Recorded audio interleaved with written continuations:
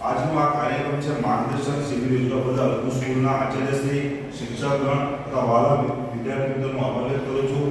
રોજિંદા જીવનમાં આપણે ઘણા બધા નિર્ણયો લઈએ છીએ.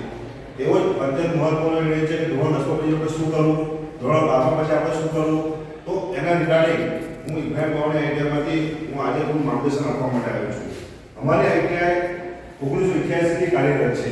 તે 7 એકર જમીનની અંદર વિસ્તારે પામેલી આઈટીઆઈ છે અને ફેલાયેલી આઈટીઆઈ છે. તો ગુજરાત રાજ્યમાં એનું એક અલગ નામ પ્રાપ્ત કરેલ છે.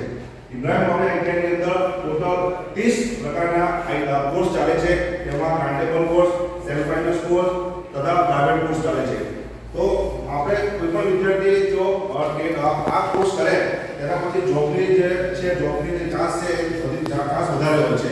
જેવા કે ધોરણ 10 પછી કોઈ 2 વર્ષનો કોર્સ કરે, ઇલેક્ટ્રિશિયન છે, ફિટર છે, આરએફએમ છે, તો એના પછી ત્યારે 10 પછી 2 વર્ષનો કોર્સ કર્યા બાદ ખાલી ફક્ત અંગ્રેજી વિષયની પરીક્ષા આપે તો તેને 12માનું સર્ટિફિકેટ મળશે.